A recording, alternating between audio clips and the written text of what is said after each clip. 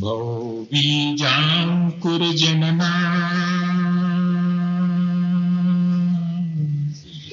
भौबीजाङ्कुरजनना रागाद्याक्षयमुपागतायस्य ब्रह्मा वा विष्णु वा हरो जिनो वा नमस्तस्मै।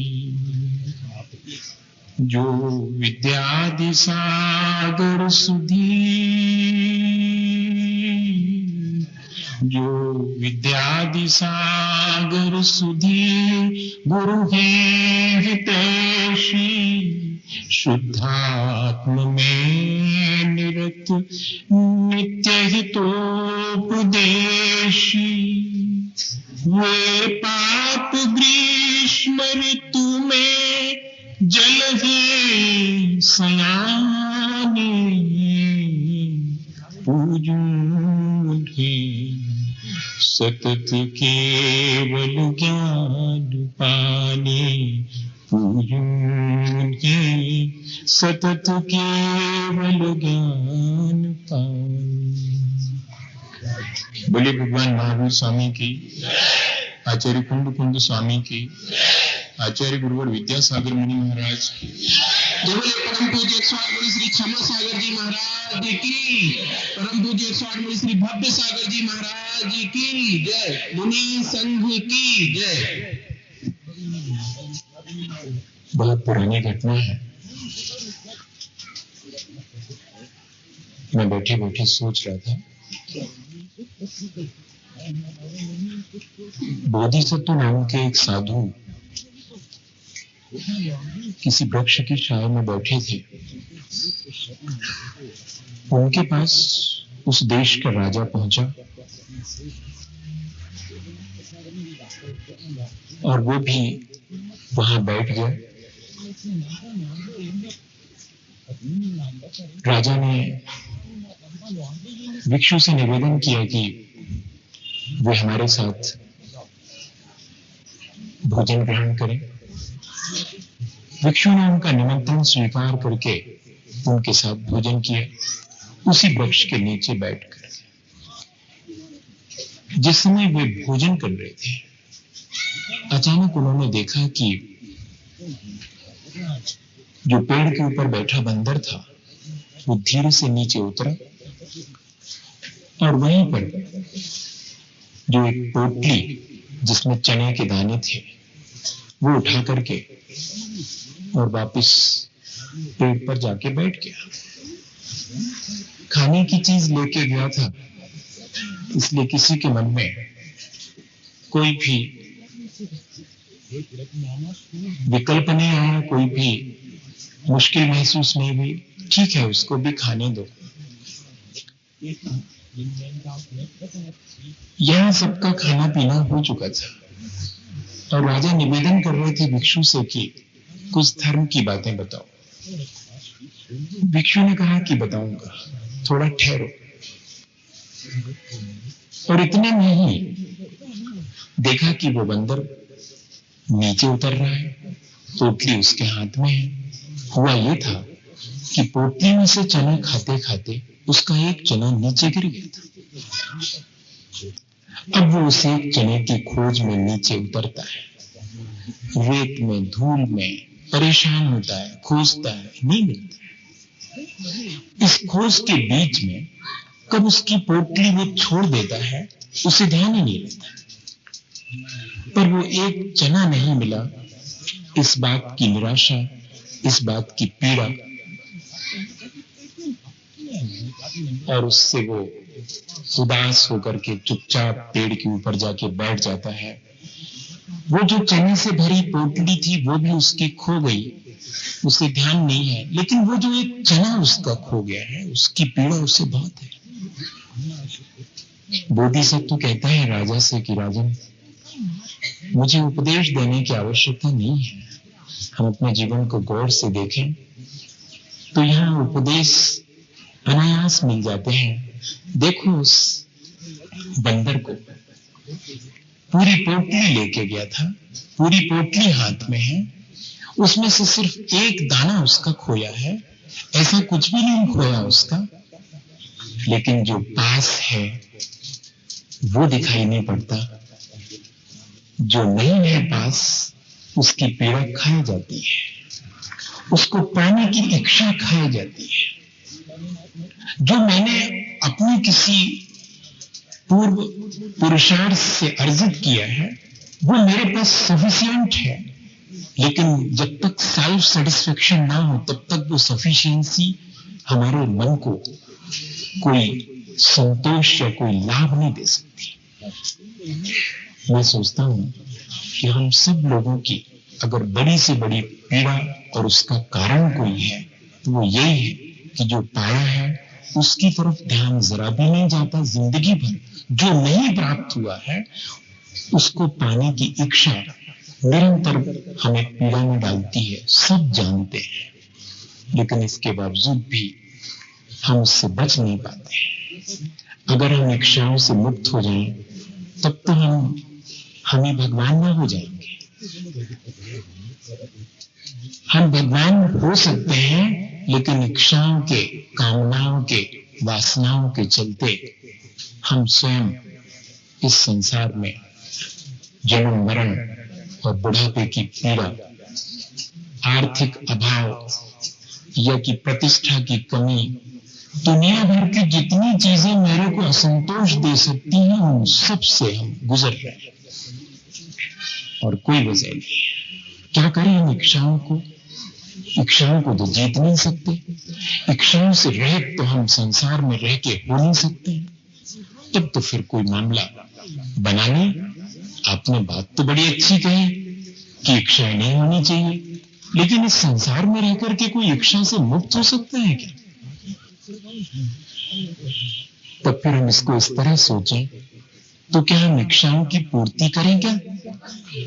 चलो इस पे विचार कर लेते हैं। क्या कभी हम अपनी पूरी इच्छाओं को पूरा कर पाएंगे? ये हमें विचार करना चाहिए। हमने इतना जीवन जिया है, उसमें हमारे अंदर कितनी इच्छाएं हुई हैं, क्या अब हमारी सारी इच्छाएं और आकांक्षाएं हम पूरी कर पाए हैं?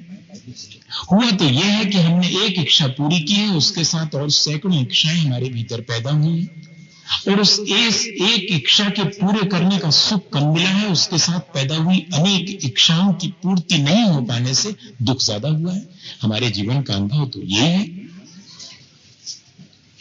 तो फिर इसके मायने है कि इच्छाओं को पूरा करने की प्रक्रिया तो ठीक नहीं है। तो फिर क्या किया जाए? इच्छाओं को दबा दिया जाए, सप्रेस किया जाए, रिप्रेस किया जाए, क्या किया जाए? अगर हम इच्छाओं को दमन करते हैं तब वे इच्छाएं अपना रूप बदल करके किसी न किसी तरह से हमको परेशानी में डालती हैं। ये भी एक मुश्किल है। तो इच्छाओं को पूरा भी नहीं किया जा सकता, इच्छाओं को हम स्थगित भी नहीं कर सकते, इच्छाओं को हम दबा भी नहीं सकते, बड़ा मुश्किल है।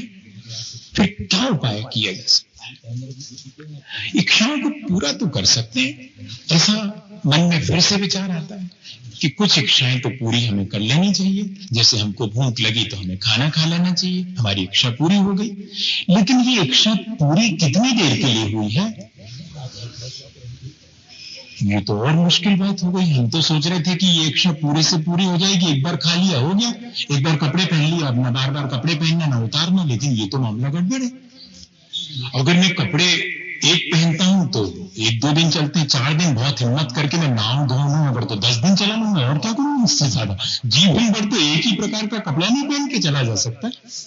इच्छा तो हो ही दूसरी वाले लाने की, जीवन भर एक बार खा करके तो नहीं चला जा सकता, फिर इच्छा होगी खाने की।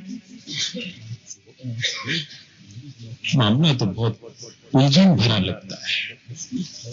सोचते हैं कि दिन भर में जितनी इच्छाएं होती हैं, चलो उन्हीं को पूरा कर लेते हैं, कल की कल से देखेंगे। लेकिन ये बड़ा मुश्किल है कि दिन भर में जितनी इच्छाएं होती हैं, साइकोलॉजिस्ट का कहना है कि एक आदमी एक बार कहीं भी दृष्टिपात करता है तो उसके साथ 1000 इच्छाएं कम से कम उसके भीतर पैदा होती है। उसमें से एक इच्छा पूरी होती, 999 अनकॉन्शियस में डिपॉजिट हो जाती है, सब कॉन्शियस में दबा दी जाती है बिना किसी प्रयत्न के। वे पूरी नहीं होती तो उनके दो ही उपाय हैं, या तो वे अनकॉन्शियस में सेफ हो जाएंगी या कि सब कॉन्शियस में पड़ी रहेंगी और कहीं ना कहीं से दिन भर में किसी न किसी रूप में हमारे सामने आएंगी। हमारी इच्छा पूरी नहीं होती है, हम क्या करते हैं, क्रोध में चले जाते हैं, मायाचारी करके इच्छा को पूरा कर लेते हैं। अगर छोटे छोटे बच्चे हो तो रोने धोने लगते हैं। किस बात से रो रहे हो? सुबह की इच्छा पूरी नहीं हुई, शाम होने को है, कह तो दिया था, बड़ी दिलासा दिलाई थी कि पूरी कर देंगे, नहीं हुई पूरी, वो किसी न किसी दूसरे फॉर्म में आती है। ये भी मुश्किल है। नहीं, किसी महाराज के पास चले, उससे पूछें कि इच्छाओं को पूरा करने का क्या उपाय है। तो एक युवक गया था एक महाराज के पास में, साधु के पास में, कि भगवान को उपाय बताओ, इच्छाओं को पूरा करने का उपाय बताओ। उन्होंने कहा सुनो, मेरे साथ आओ, ये प्रश्न का उत्तर तो मैं शाम को दूंगा, लेकिन अभी आओ जरा, मुझे पानी की जरूरत है, नहाना धोना भी है, तुम भी नहाओ धो, सुबह का टाइम है। अपन कुएं से पानी भर लाते और एक बाल्टी और एक घड़ा लेकर के चले साधु महाराज, और घड़ा रखा बढ़िया से और बाल्टी से पानी खींच के भरना शुरू किया। युवक खड़ा खड़ा देख रहा है, वो पानी डालते उस घड़े में, लेकिन मजा ये है कि नीचे से पानी पूरा निकल जाता। अब वो साधु जी तो लगातार पानी खींच रहे हैं और भरते चले जा रहे हैं घड़े में। युवक मुश्किल में है, बोलता साधु जी चलिएगा, हो गया। बोले देख भाई, चलूंगा तो, लेकिन ये भर जाए फिर चलूंगा। उन्होंने कहा साधु जी आप मुझे तंग मत करिएगा, ये कभी नहीं भरेगा। क्यों नहीं भरेगा? अरे इसमें नीचे से पैडी ही नहीं है, इसमें नीचे से छेद है, ये कभी नहीं भरेगा। साधु जी ने कहा कि तुम मुझसे पूछ रहे थे ना कि मुझे संसार की इच्छाएं पूरी करने का उपाय बताओ, वो तो फूटे हुए घड़े की तरह है, कितने भरो वो सब खाली हो जाता है। मुझे तुमसे और कुछ नहीं कहना, कम से कम अपनी इच्छाओं को पूरी करने का प्रयास नहीं करना और अपनी इच्छाओं को दबाने का प्रयास नहीं करना। फिर क्या उपाय है शेष? अपनी इच्छाओं को अपने विवेक से परिष्कृत करना, एक ही उपाय है। अपन ठीक जगह पर आ गए। नहीं तो लग रहा था कि आज तो मुश्किल खड़ी कर दी महाराज ने। एक तरफ तो कह रहे हैं कि इच्छाएं उठती हैं, एक तरफ कह रहे हैं उनको पूरा भी किया जा सकता है, लेकिन वो पूरी नहीं होती हैं, कितनी ही कोशिश करो उनको दबाना भी नहीं है, कोई उपाय ही समझ में नहीं आ रहा। इतनी देर में अपन को कहाँ समझ में आ रहा था। मुझे चूंकि मालूम है कि क्या करना चाहिए, पर आपको मालूम था कि क्या करना चाहिए। अब हमको मालूम पड़ गया है कि इन इच्छाओं को परिष्कार करना चाहिए। परिष्कार करने के मायने प्यूरिफाई। अब इनको धो पोंछ के मांझ करके धरना चाहिए इच्छाओं को, कुछ तो उपाय करना पड़ेगा। कैसे परिमार्जित करें, जरा सा विचार कर लें। पर इच्छाएं दो ही प्रकार की होती हैं, भली इच्छाएं होती हैं, बुरी इच्छाएं होती हैं, सब जानते हैं। इसमें किसी को कोई भी छोटा सा बच्चा भी है वो भी जानता है कौन रीजनेबल है डिजायर और कौन अनरीजनेबल है, किसको पूरा किया जाना ठीक है, किसको पूरा किया जाना ठीक नहीं है, ये सब जानते हैं। और इतना ही नहीं, उस भले और बुरे की कसौटी क्या है। भली इच्छाएं कौन सी है? किसी को चोरी करना भला जान पड़ता हो सकता है, किसी को शराब पीना भला जान पड़ता हो सकता है। तो जो भली इच्छाएं हैं उनकी पूर्ति का आप कह रहे हैं ठीक है, मेरे लिए तो मंदिर जाना बहुत वाहियात की बात है, इसी भी मैं उसकी इच्छा की पूर्ति ना करूं। आप तो यही कह रहे थे, बड़ी बढ़िया बात कही, आज तो संडे हमारा सार्थक हो गया। ऐसे अगर आप कहेंगे कि भली इच्छा पूरी कर लेना और बुरी इच्छा पूरी नहीं करना, तो मुझे तो भली वही लगती है जिनसे कि मेरा अहित होता है। अब क्या करूं? और मुझे बुरी वो लगती है जिनसे मेरा हित होता है। मेजॉरिटी के साथ यही है, मेजॉरिटी के साथ। जिन इच्छाओं के पूरे करने में मेरा कल्याण होता है वे इच्छाएं भली हैं, जिन इच्छाओं के पूरे करने में मेरा अहित होता है, मेरा पतन होता है, वे इच्छाएं बुरी हैं। कसौटी इच्छाओं के भले बुरे की ये है। नेचर ऑफ प्लेजेंट नहीं है।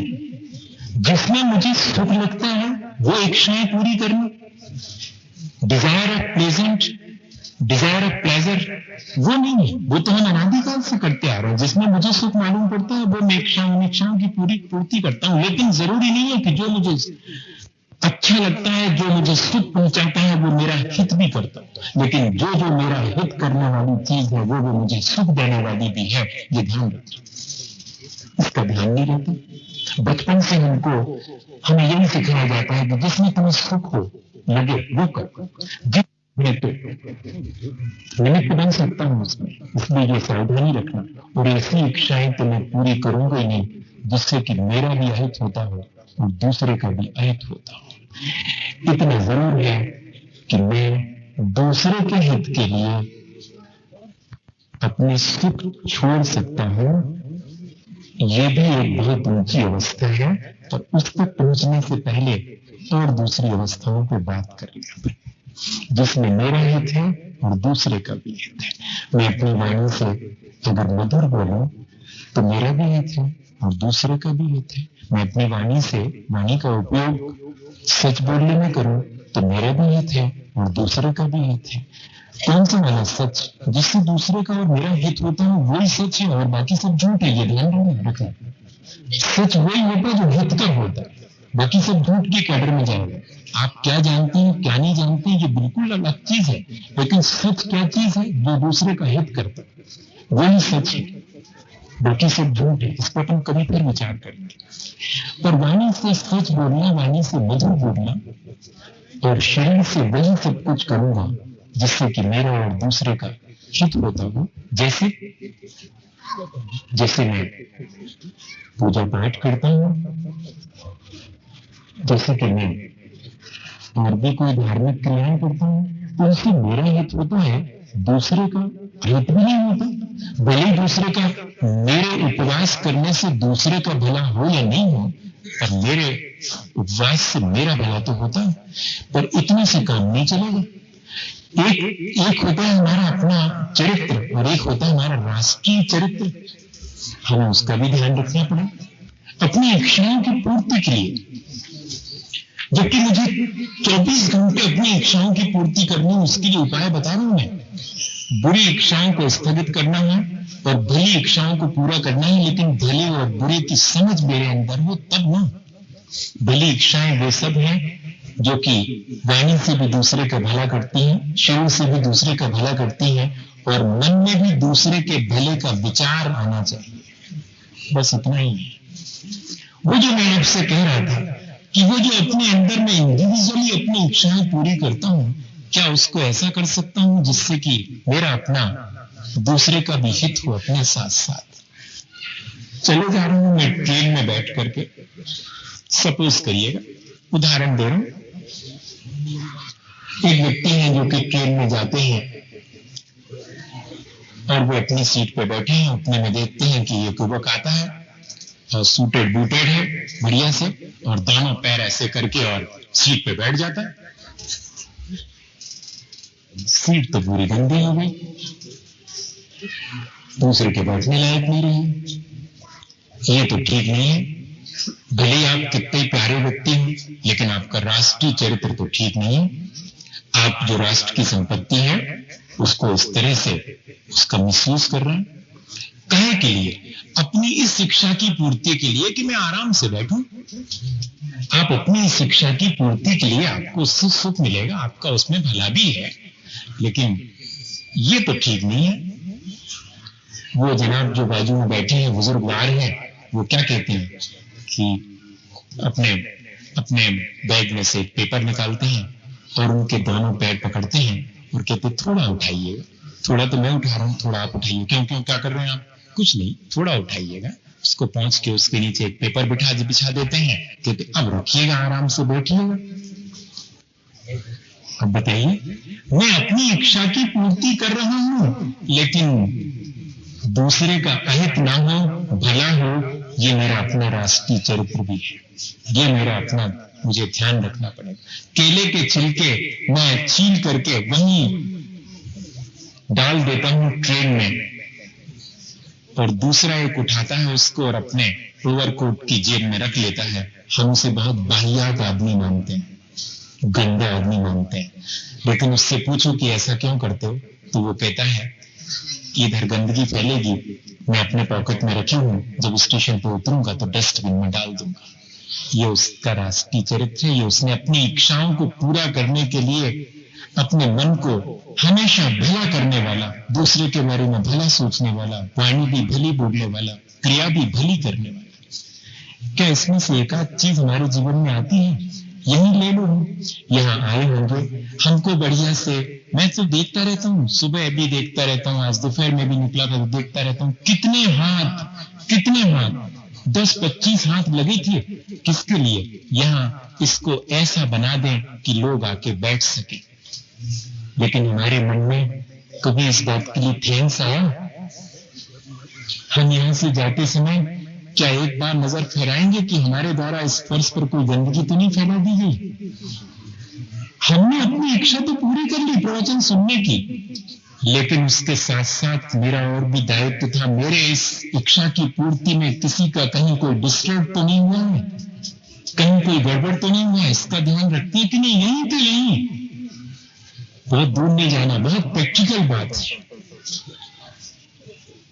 क्या हम इस तरह से अपने हित के साथ साथ दूसरे का हित करने की भावना रखें तो अपनी इच्छाओं को इस तरह हम परिष्कृत कर सकते हैं, अपनी इच्छाओं की पूर्ति भी कर सकते हैं, लेकिन वे इच्छाएं हमारे अंदर नई इच्छा को जन्म भी देंगी, तो अच्छी इच्छा को ही जन्म देंगी। इसे कहते हैं साइकोलॉजी में अपनी इच्छाओं को विस्तार देना। बुरी इच्छाओं को तो हम बात ही नहीं कर रहे, उसको तो हमने एक तरफ डाल दिया कि जिनसे दूसरे का और मेरा अहित होता है, उन इच्छाओं पर मैं बात ही नहीं करूंगा। अगर उन इच्छाओं को छोड़ सकूं तो ठीक है, नहीं छोड़ सकूं तो कोई बात नहीं, मैं उस पर बात ही नहीं कर रहा हूं। मैं तो आपसे कर रहा हूं वो बात कि अपनी इच्छाओं को पूरी भी करना है, लेकिन भली इच्छाओं को मुझे पूरा करना है, और किस ढंग से पूरा करना है जिससे कि कोई नई इच्छा पैदा भी हो तो वो भली इच्छा पैदा, बुरी इच्छा पैदा ना हो। क्योंकि मेरे पास और कोई उपाय नहीं है अपनी इच्छाओं को जीतने का, एक ही उपाय है। बहुत मुश्किल तो नहीं लग रही आपको? मैंने तो पहले दिन कहा था कि आपने मुझे बुला के खतरा पैदा किया। मैं मुश्किल में डालूंगा आपको, और मुझे लगता है कि किसी दिन हम ऐसी मुश्किल महसूस करें तो शायद हम अपने जीवन को आसान बना लेंगे। लेकिन हम अपने जीवन में जो मुश्किलें आती हैं उनको आसान बनाने के लिए दूसरे के जीवन में मुश्किलें खड़ी करते हैं। हमें करना ये चाहिए कि अपने जीवन को इस तरह आसान बनाएं कि हमारे आसपास का जीवन भी आसान बन जाए। हम अपनी इच्छाओं की पूर्ति कुछ इस तरह से करें कि किसी को उससे कोई तकलीफ ना पहुंचे। मुझे इच्छाओं की पूर्ति तो करनी है, और भली इच्छाओं की पूर्ति करने में दूसरे को तकलीफ पहुंच नहीं सकती है, ये भी मैंने तय कर दिया। थोड़ा सा आगे बढ़ते हैं, इच्छाओं को कैसे विस्तार दें। मान लीजिएगा मेरे को रसगुल्ला खाने की इच्छा पैदा हो, क्या करूं? मेरे पास पॉकेट में 10 रुपए है, मैं चाहूं तो किसी भी दुकान पर जाके 10 रुपए के रसगुल्ले खरीद के खा सकता हूं, मेरी इच्छा पूरी हो जाएगी। लेकिन ये इच्छा को पूरे करने का ठीक तरीका नहीं है। इससे तो एक नई इच्छा और पैदा होगी, और इससे दूसरे का कोई लाभ ही नहीं हुआ। मेरा लाभ नहीं हुआ, इससे मेरा कोई कल्याण नहीं हुआ, इससे मुझे सुख की प्राप्ति जरूर हुई। अब मैं क्या करूं? मुझे अगर सुख की प्राप्ति होती है तो मैं अपने सुख को बाकी लोगों से भी शेयर करूं, तो क्या होगा? मेरा वो सुख मेरे लिए कल्याणकारी बन जाएगा और दूसरे के लिए कल्याणकारी बन जाएगा। ये ध्यान रखना। जब मैं अपने सुखों को विस्तार देता हूं तो मैं अपना कल्याण करता हूं और दूसरे का कल्याण करता हूं। ये चीज इसमें से अपन ने निकाल ली। मेरी रसगुल्ला खाने की इच्छा है, बहुत बढ़िया है, कोई बात नहीं है। ये इच्छा जो है मुझे पूरी करनी, ऐसी बहुत सी इच्छाएं हो सकती हैं जिनको पूरा करना है। मैं देखूं अपनी इच्छा को विस्तार देकर के क्या मैं अपना और दूसरे का भला कर सकता हूं, कर सकता हूं। मैं माँ से जाके कह सकता हूं कि माँ मेरा मन रसगुल्ले खाने का है। माँ क्या जवाब देगी? बहुत अच्छी बात है बेटे, तुम्हारे पास जो पैसे हों उनका बस तुम मावा ला करके दे दो मुझे, बाकी सामान मेरे पास है, बाकी कुछ नहीं करना तुम्हें। बहुत अच्छी बात है। हम 10 रुपए से रसगुल्ले भी लाके खा सकते थे, लेकिन हम 10 रुपए से मावा लेके आए हैं, बल्कि 5 रुपए से लेके आए। सस्ते के जमाने की बात कर रहा हूं। आप 10 से 100 कर लो, हमें क्या फर्क पड़ता। हाँ, अगर अनिल आप कहो कि ऐसे 5 रुपये में दिलवा रहे हो, नहीं तो आप बाद में ये कहने लगो, नहीं तो हम मुश्किल पर पड़ जाए। तो हमने तो ऐसे कह दिया आपसे, और वो हम लेकर के आए हैं, माँ को दे दिया है। अब वो मेरी इच्छा तुरंत पूरी नहीं होगी।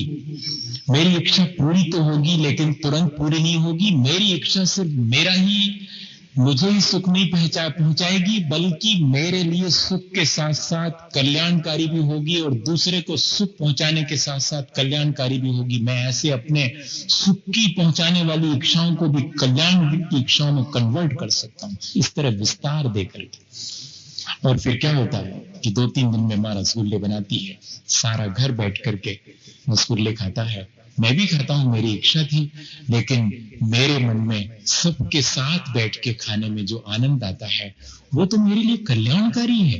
वो दूसरों के मन में भी यही भाव आता है कि देखो, अपनी इच्छा पूरी करने के लिए इनने हमारे लिए भी कितना म्यूचुअल बेनिफिट, इसको कहते हैं कि हम परस्पर एक दूसरे के उपकार की भावनाओं से अपनी इच्छाएं चाहें तो आसानी से, इच्छा हमने अपनी पूरी की है।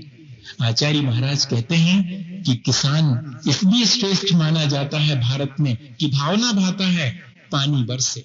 पानी सबके खेत पे बरसता है, लेकिन कभी भी ऐसी भावना नहीं भाता कि क्योंकि मैंने सबके खेत पे पानी बरसे ऐसी कामना की थी इसलिए सबका क्रॉप मैं ही दूंगा, सबकी फसल मैं ही काटूंगा। नहीं, अपने खेत की फसल मैं काटूंगा, मेरा तो लाभ हो ही गया, लेकिन मेरी ऐसी भावना से कि पानी बरसे। कोई भी किसान ऐसी भावना नहीं भाता कि भगवान बाजू वाले की पे ने बरसे, हम पे पूरे बरबर बरसा दो, ऐसा नहीं भाता। पानी बरसे,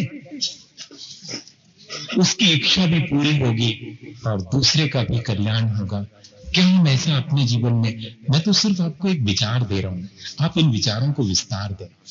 एक और चीज ध्यान रखें, कुछ ऐसी भली इच्छाएं होती हैं जिनको हम अपने जीवन में पूरा नहीं कर सकते, ऐसा भी है, इम्पॉसिबल डिजायर्स कहलाती, असंभव इच्छाएं। भली है वे, जैसे हम सोचें क्या हमें मोक्ष हो जाए, नित्यम शिवम वांछति नास्य लाभः, रोज मोक्ष की इच्छा करो, लेकिन अभी लाभ नहीं होगा तो हताश नहीं होना। हाँ, ऐसी इच्छाएं बहुत सी है मन में आता है कि कहां तक संसार में हम भटके, हम तो महाराज बन जाते, लेकिन हम बन नहीं पाते। तो ऐसी इच्छाओं को आप असंभव इच्छा मान करके स्थगित नहीं कर देना।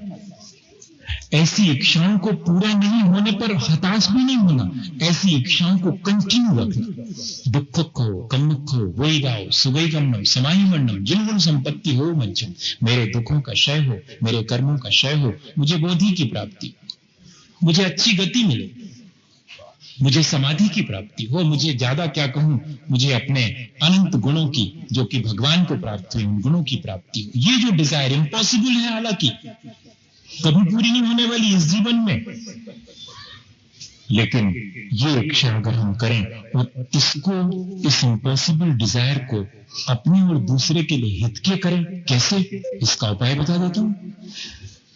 अभी तो मैं ये भावना भा रहा हूं कि मेरा कल्याण हो, जैसे मैं ये भावना भाता हूं और अकेले भावना भाने से मेरा कल्याण नहीं होता, पर मेरे भावना भाने से मुझे कल्याण का रास्ता मिल जाता है। क्या मैं इस भावना को थोड़ा आगे नहीं बढ़ा सकता हूं? सर्वे संतु सर्वे भवन्तु सुखिनः सर्वे संतु निरामया सर्वे भद्राणि पश्यन्तु मां कश्चित् दुख भाग भवेत्। क्या मैं इस अपनी भावना को, जो कि मुझे मालूम है कि मेरे अकेले भावना करने से कुछ नहीं होने वाला है, या कि सब कुछ नहीं होने वाला, कुछ तो होगा, थोड़ा सा होगा, मैं सुधारता हूं उसको, पर पूरा कुछ नहीं होगा मेरे भावना भाने से, पर पूरा नहीं होगा इसलिए मैं भावना ही नहीं भाऊं। मैं अच्छी भावना जैसे अपने कल्याण की भाता हूं, ऐसे ही सबके कल्याण की भावना भा सकता हूं। मैं अपनी शिक्षा को निरंतरता दे सकता हूं। तो कुछ ऐसी इच्छाएं हैं, भली इच्छाएं जो असंभव है, पर इसके बाद भी उन्हें छोड़ना नहीं, उनको निरंतरता देना। इसमें हमारा अधिक से अधिक समय लग जाए, दूसरे के हित करने की इच्छाएं पूरी करने में दिन निकल जाए और सबके कल्याण की भावना भाने में निकल जाए दिन, तो भैया बुरी इच्छाओं को स्थगित नहीं करते हुए भी वे अपने आप स्थगित हो गई मान लो। हमें फुर्सत ही नहीं मिली। हमको कई बार बहुत आश्चर्य होता है जब लोग आकर के कहने लगते हैं कि वहां ऐसा हो गया और उनका वैसा हो गया और फलाने आदमी तो ऐसे हैं और फलाने आदमी ऐसे, तो हमको बड़ा आश्चर्य होता है कि इनको फुर्सत कहां से मिल जाती ये सब करने की। अपने को तो सोचते हैं कि 24 से और आधा घंटा ज्यादा हो जाता, 24.5 घंटे का हो जाता तो कुछ और काम कर लेते। पता नहीं अपन को ये गलत सोचने की, गलत करने की और इसकी फुर्सत कहां से मिल जाती है। हमने अपने जीवन को इस तरह की दिशा नहीं दी है कि हमारे द्वारा गलत हो ही ना सके। हमने अपने को अच्छे में इस तरह से एंगेज करके रख लिया हो कि हमसे बुरा होना संभव ही ना हो। एक उपाय ये भी है, और आखिरी उपाय पर बात करता हूं जो कि चौथा उपाय है। सेल्फ सेटिस्फेक्शन पे तो फिर कभी बात करूंगा, क्योंकि इच्छाओं को संतोष से जीता जा सकता है, वो स्थगित करता हूं क्योंकि वो एक अलग चैप्टर है और उस पर अपन को आधा पौन घंटे बात करना पड़ेगी। ऐसे में नहीं चलेगा काम। जो अपन समझने ही बैठे हैं और मैं आपके साथ समझ रहा हूं, ये मान के चलिएगा कि मैं आपके साथ समझ रहा हूं। मैं जो बोल रहा हूं वो आपके साथ मैं भी समझते चल रहा हूं। मुझे भी उसमें से बहुत सारी चीजें हैं जो मुझे करनी है। आप भी ये मान के चलिए कि मुझे आप हो सकता है कि मेरे से ज्यादा आपको करनी पड़े, कोई दिक्कत नहीं है, लेकिन करना हमें और आप सबको है। ऐसा मान के मत चलिएगा कि मैं आपसे बिल्कुल अलग, कोई आउटसाइडर, कहीं अलग से उतरा हूं आकाश में से और आपको कोई धर्म उपदेश देने आया है। मैंने पहले कहा था कि मैं आपसे बात करता हूं और जो हमारे जीवन में हम घटित होते देखते हैं उसमें हम क्या बेहतर कर सकते हैं। हमारा अपना सोच सिर्फ इतना ही है। हम सब एक ही तरह के लोग हैं जो इच्छाओं से ग्रसित हैं, और कोई बुरी इच्छाओं से ग्रसित है, कोई भली इच्छाओं से। कोई बुरी इच्छाओं को छोड़ने में मुश्किल महसूस करता है, किसी को भली इच्छा पूरी करने में मुश्किल होती है। हाँ, भली इच्छा पूरी करने में मुश्किल होती है क्योंकि आज एटमॉस्फेयर वैसा नहीं है कि आप अपनी भली इच्छाओं को भी पूरा कर सके आसानी से। चलिए, चौथी बात बताने से पहले इस बात पे और थोड़ा सा विचार कर ले, आई गई है तो। जबलपुर की एक घटना है। वो युवक मेरे पास आता है, मुझे सुनाता है कि महाराज, मैं अपनी उस भली इच्छा को आज तक पूरा नहीं कर पाया और उसके चलते मैं खाना खाने बैठता हूं तो मेरा मन खाने से हट जाता है। जो काम करता हूं वो काम मुझे बेईमानी मालूम पड़ता है क्योंकि मैं एक भली इच्छा पूरी नहीं कर पाया। इतना चौर क्रिएट हो जाए हमारे भीतर की भली इच्छा पूरी नहीं हो पाई है तो क्यों नहीं हो पाई, जबकि हमारे भीतर ये चौर है कि बुरी इच्छा जो आज मेरे अंदर उठी थी मैंने उसे पूरा क्यों नहीं कर पाया। कल मैं जरूर करूंगा, कल मेरा मन था झूठ बोलने का, आज तो बोलूंगा, कल मेरा मन चोरी करने का, आज तो करूंगा ना। इस तरह जितना की ताकत से हम बुरी इच्छाओं को पूरा करते हैं उतनी भली इच्छा को। कल मैं उस व्यक्ति को प्रेम से 2 शब्द भी नहीं बोल पाया, कल तो मैंने गुस्सा में उससे 2 बातें करी थी, आज तो मौका देखूंगा दिन भर में तो उससे प्रेम से 2 शब्द बोलूंगा। कल तो मैंने अपने घर में गंदगी फैलाई थी, आज नहीं फैलाऊंगा। अपने मन में भी मैंने गंदगी फैलाई थी, आज अपने मन में भी गंदगी नहीं फैलाई। वो व्यक्ति मुझे सुनाता है कि महाराज, एक भली इच्छा का अवसर मेरे जीवन में आया था। मैं रात अपनी गाड़ी से अपने मित्र के साथ लौट रहा था, स्कूटर पर बैठा हुआ था। अचानक मैंने देखा कि मेरे से 25 कदम दूर एक और व्यक्ति गली में से निकला और उसके पीछे एक और व्यक्ति उसके ऊपर झपटा और मेरे देखते देखते उसने झपट करके उसके पेट में मार दिया। कोई हथियार था और वो वहीं पर गिर गया। मैं देख रहा हूं 25 कदम रह गया हूं सिर्फ अपनी गाड़ी से और वो भाग गया और वो वहीं पड़ा है। मुझे भागने वाले पर कोई गुस्सा नहीं आया, लेकिन मेरे मन में जिसे चोट लगी उस पर दया तो आई। मेरा बहुत मन हुआ और मैं उतर भी गया स्कूटर से और उसके पास तक पहुंचने लगा। तब तक पीछे जो मित्र था उसने मेरा पीछे से कॉलर पकड़ा। क्या कर रहे हो? क्यों? बचा रहा हूं, डॉक्टर के ले जाऊंगा, फर्स्ट एड दूंगा, नहीं तो मर जाएगा वो तो। सुनो, इसको बचाना है तो थोड़ा ठहरो, मैं भाग जाऊं पहले। अरे क्या कह रहे हो तुम? अपन दोनों मिलके बचाएंगे। उसने कहा सुनो, तुम आए नहीं होंगे बीवी बच्चे, हम आए तो हैं, हमारी पूरी फैमिली है, हम कहां कहां तक जो है इसकी गवाही देते रहेंगे कि हम और तुमने नहीं मारा। जमाना वो लग गया है, अब वो नहीं रहा है कि हम कुछ अच्छा करने जाएं और सब लोग हमारी पीठ थपथपाएं। हम में इतनी ताकत नहीं है। मैंने उसकी ये बात सुनी, वो कहता है कि मैंने जैसे ये बात सुनी मेरे मन में भी स्ट्राइक हुआ कि बात तो सही है। मैं कहां कहां जो है क्लैरिफिकेशन दूंगा कि मैंने नहीं मारा। अगर वो लोग कहेंगे कि तुमने मारा होगा और तुम लेकर के आओ, और हॉस्पिटल में डॉक्टर एकदम तो एडमिट कर नहीं देगा, उसकी भी अपनी लिमिटेशन है। तब वो कहता है कि महाराज, मैंने उसे उसी हालत में छोड़ करके अपना स्कूटर स्टार्ट किया और घर वापस आ गया। तब से आज 8 दिन हो गए हैं। दूसरे दिन सुबह के पेपर में पढ़ा कि रात किसी ने किसी को मारा, उसे फर्स्ट एड नहीं मिल पाया, इसलिए उसके प्राण चले गए। तब से महाराज, जब भी खाना खाने बैठता हूं वही व्यक्ति दिखाई पड़ता है। अब तो बहुत मुश्किल लगता है मुझे। हम अपनी भली इच्छाओं को पूरे करने के लिए एक माहौल बनाएं, तब हम अपनी भली इच्छाएं पूरी कर पाएंगे। कृपा करके ये माहौल हम और आपके दिए संभव है।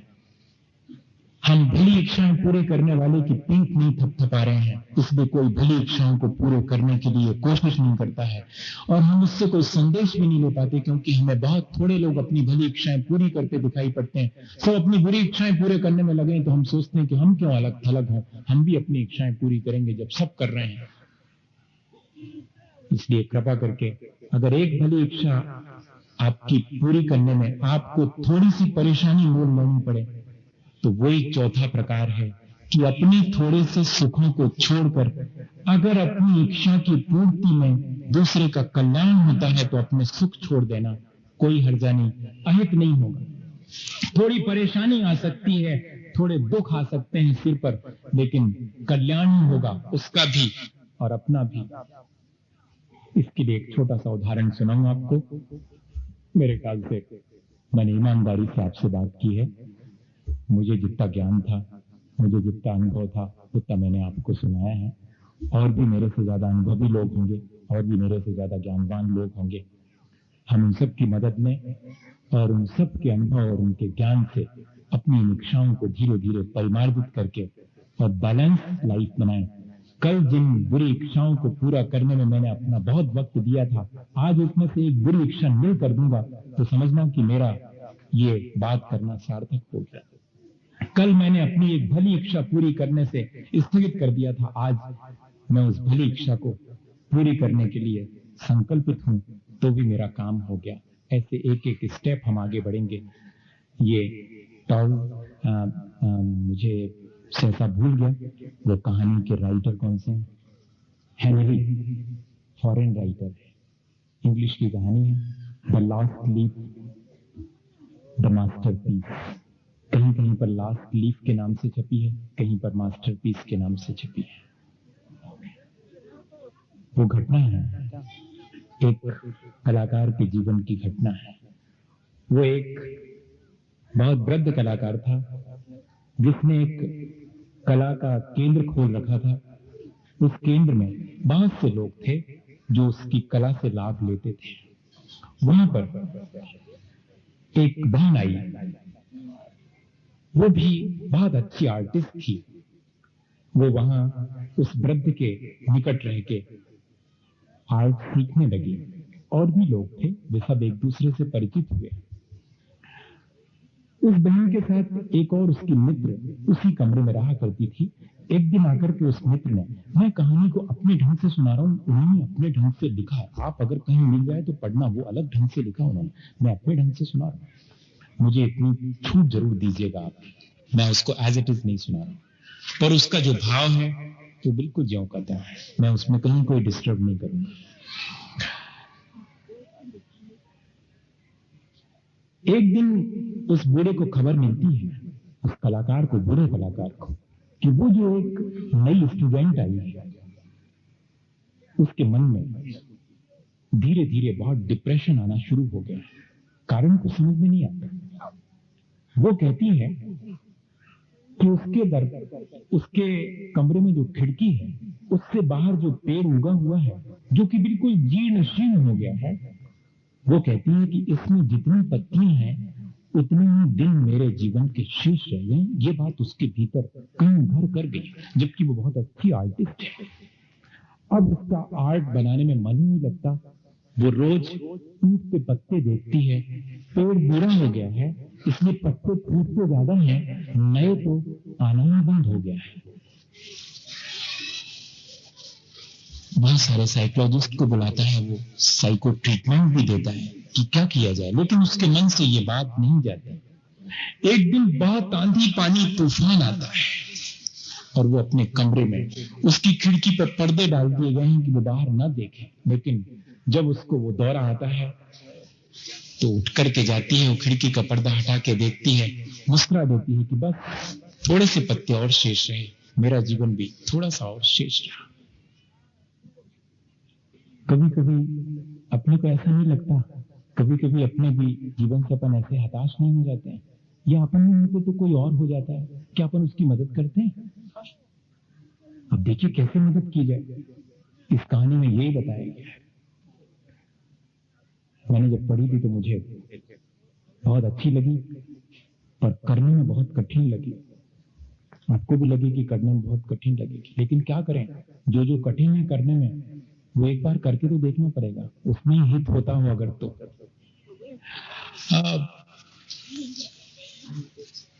उस आंधी पानी तूफान में उसने उठ करके देखा तो 4-5 कुल पत्ते शेष रह गए थे। अब तो उसने बेड पर से उठना ही बंद कर दिया है, खाना पीना ही बंद कर दिया है। कुल 5-7 दिन शेष रहे मेरे जीवन के, इतनी अधिक डिप्रेस है, सब समझा बुझा के हार गए। और एक रात जब बहुत आंधी पानी तूफान फिर से चला, तब वो लेटी लेटी सोचती है कि अब तो शायद सारी पत्तियां गिर गई होंगी, एक बार उठ के देखना चाहिए मेरा जीवन कितना शेष रह गया है। वो उठ के देखती है तो एक ही लीफ, एक ही पत्ती उस पेड़ पर है, द लास्ट लीफ, एक ही पत्ती शेष है। वो भी किसी भी क्षण टूट के गिर जाएगी और वो बिस्तर पे गिर पड़ती है। लोग दौड़ते हैं, उसे संभालते हैं कि डोंट वरी, एक लीफ तो बाकी है। वो कहती हाँ एक तो बाकी है, तो सुनो, सुबह तक धैर्य रखो। वो कहती इतनी आंधी तूफान में वो एक पत्ती भी किसी भी क्षण गिर सकती। उसने कहा गिर तो सकती किसी भी क्षण, हम कहां कह रहे हैं, लेकिन जब तक नहीं गिरी है तब तक तो संभालो अपने को। बताइएगा, अब ये खबर उस आर्टिस्ट के पास पहुंचती है। उसने भी उसकी तकलीफ को देख करके अब अपनी कोई भी कलाकृति नई बनाना बंद कर दिया था। लोग उससे कहते थे कि तुमने क्यों बंद कर दिया कलाकृतियां बनाना? तो वो कहता था कि बनाऊंगा बनाऊंगा, किसी दिन बनाऊंगा, मरने से पहले एक मास्टरपीस बना के जाऊंगा, एक आखिरी कृति जो मेरी सारी कृतियों की मास्टरपीस होगी। और जब उसे मालूम पड़ता है कि पेड़ पर सिर्फ एक पत्ती है, लेकिन उसे साहस दिलाया गया है कि जब तक वो एक पत्ती है, जब तक वो अपने प्राण नहीं छोड़ेगी, तब मुझे क्या करना चाहिए। और उसने सोच लिया।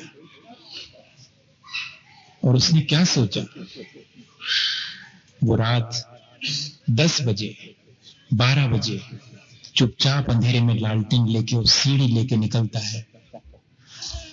और मजे की बात यह थी कि उस पेड़ के ठीक बाजू में एक दीवार थी।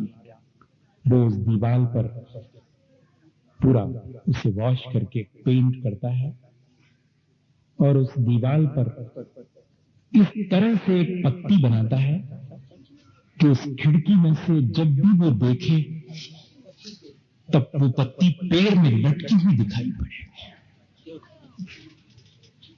बस इतना ही काम उसने। सारी रात वो इस एंगल से, सारी रात आंधी पानी तूफान में लालटेन लिए सीढ़ी से चढ़ा चढ़ा वही एक पत्ती बनाता रहा। और सुबह अपनी सीढ़ी और लालटेन लेकर के और उसके दरवाजे के बाहर विश्राम करने के लिए लेट गया। इधर भीतर सुबह 5 बजे हैं, 6 बजे हैं, वो कहती है कि मैंने बहुत हिम्मत रखी, मेरी आखिरी सांस की बात है, एक बार और मुझे दिखा दो इतनी आंधी पानी तूफान में रात, तो वो जरूर पत्ती टूट के गिर गई होगी और मैं अपनी आखिरी सांसें छोड़ूं, अब मैं नहीं रुक सकती। और वो खिड़की खोल करके बाहर देखती है तो एक पत्ती ज्यों की त्यों लगी हुई है। अरे इतने आंधी पानी तूफान में अगर एक पत्ती पेड़ पर लगी शेष रह सकती है तो फिर इसका मतलब है कि मेरा जीवन अभी शेष है। अब उसके भीतर, अब वो बहुत खुश होती है, वो उसका साइको ट्रीटमेंट हो गया, वो बहुत खुश है, उसके भीतर विटल पावर आ गई, उसके अंदर जीवनी शक्ति आ गई, और वो सबसे पहले दरवाजा खोल करके अपने उस वृद्ध कलाकार से मिलना चाहती है कि बाबा बाबा, एक पत्ती रात आंधी पानी तूफान से जूझ करके टिकी है, इसका मतलब है कि मैं अभी जिंदा रहूंगी, मैं आर्ट बनाऊंगी, जरूर बनाऊंगी, मैं तुम्हें खुशखबरी देने आई हूं। और दरवाजा खोल के देखती है तो लालटेन बुझी पड़ी है, सीढ़ी भी वहीं पड़ी है, और वो कलाकार जा चुका है।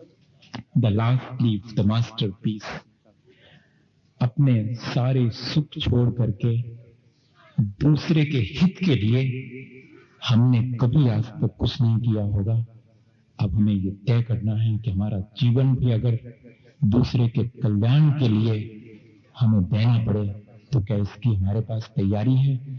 जाता नहीं है जीवन किसी को देने से, ध्यान रखना, उस बूढ़े का जीवन नष्ट नहीं हुआ, वो अमर हो गया।